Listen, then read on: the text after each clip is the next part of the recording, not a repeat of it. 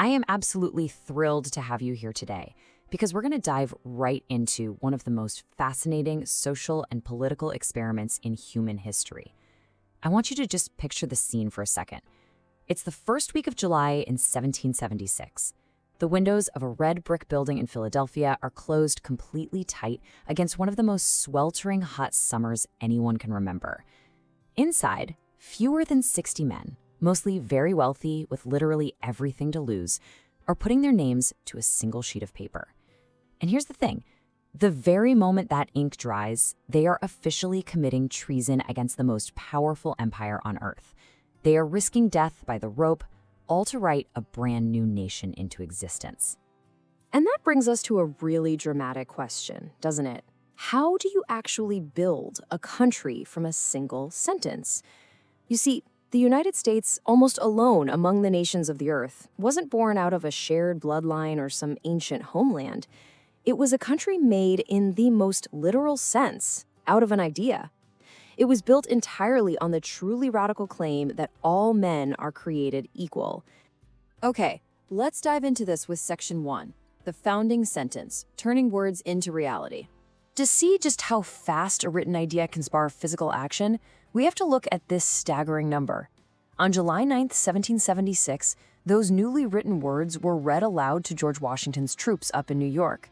And that very night, a crowd marched down to Bowling Green and threw ropes around this massive gilded lead statue of King George III. They literally ripped the symbol of the old world down, melted the whole thing, and cast it into exactly 42,000 musket balls. They took the image of the king and turned it into ammunition to fire right back at his own soldiers. It was this incredible moment of people deciding to act as though that single sentence were already a reality. Moving on to Section 2. Mapping the continent, a land far older than the argument. You know, when we talk about American history, we're usually thinking in centuries. But if you were to cut down into the earth of northern Arizona, right down to the bottom of the Grand Canyon, you'd find rock that is close to 2 billion years old. Against that deep, immense stack of geological time, the entire 2.5-century life of the United States is really just a paper-thin, bright line right near the very top of the canyon wall. Yet, within that tiny slice of time, the country expanded at a pace that is just mind-boggling.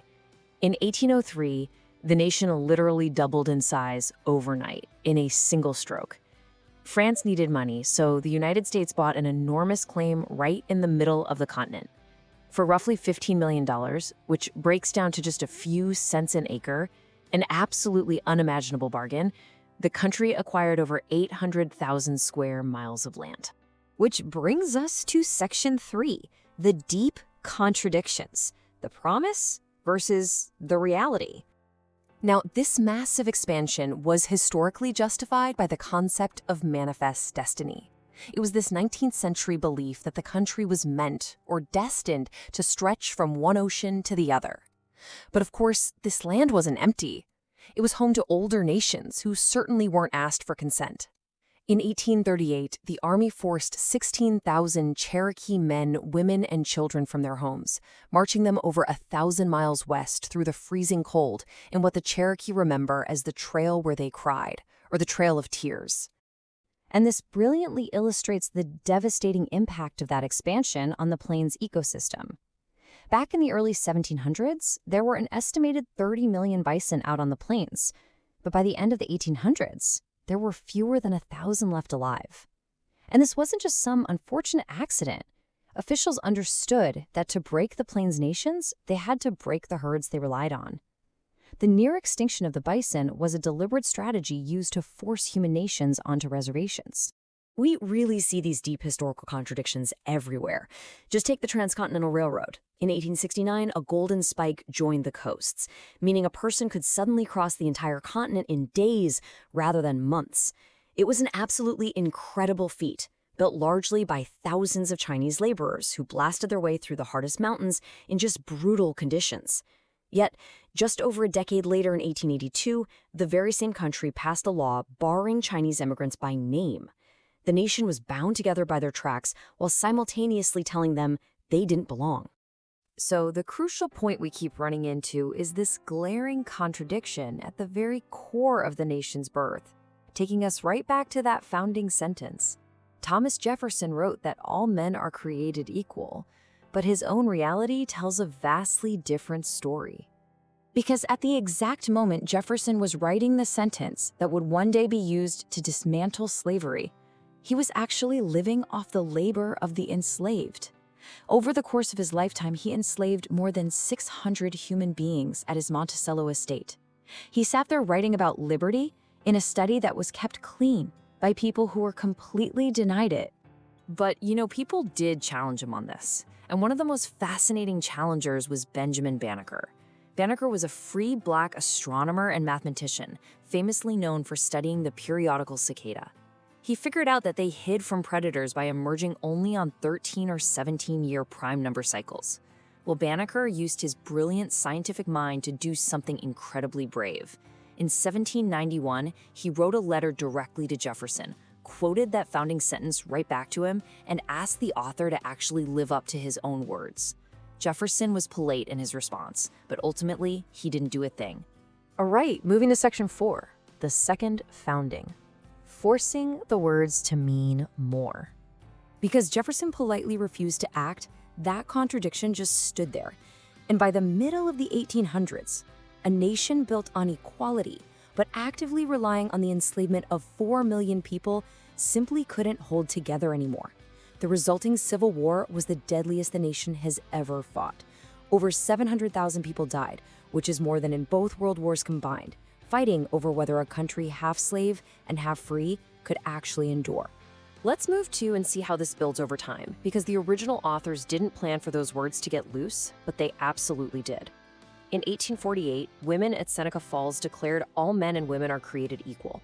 In 1863, Abraham Lincoln used the Gettysburg Address to essentially refound the nation entirely on the premise of equality. It took all the way until 1920 to guarantee women the vote, and then in 1963, Martin Luther King Jr. stood in Washington to cash that promissory note originally written in 1776. Generation after marginalized generation forced that one sentence to include them. Let's look at Section 5, Citizens by Belief, a nation chosen, not inherited. What is just so fascinating here is the stark contrast in how nations are actually defined. For most of human history, your nation was decided for you by your ancestry and the soil you were born on. But a country made of an idea, it can be joined by anyone willing to take that idea on. Between 1892 and 1954, over 12 million immigrants passed through Ellis Island right under the Statue of Liberty. And even today, people from all over the world still stand in a room, swear an oath to an idea, and become every bit as American as someone whose family has been there for centuries. It is, quite literally, citizenship by belief.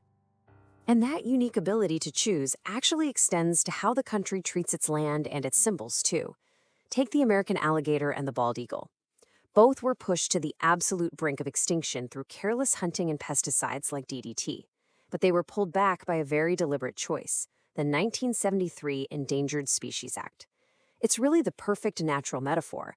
The country has this long, hard habit of nearly destroying the very things it holds sacred, only to save them through deliberate, last-minute choices to live up to its own ideals. Finally, Section 6, an unfinished argument, the fading paper in Washington. As the United States approaches its 250th anniversary in 2026, it is a massive nation of 350 million people. It's the third most populous on Earth and wonderfully varied, with no single group forming a majority. And right now, it is deeply debating immigration, borders, and identity. But as we've seen today, this isn't new at all. Debating who belongs and what that founding sentence actually means is the oldest ongoing argument of the American experiment. Both the promise and the limit arrive together exactly as they always have. If you go to the National Archives today, the physical ink on that 1776 declaration is fading to a pale ghost of itself. But the country isn't made of paper, is it? It's made of a sentence.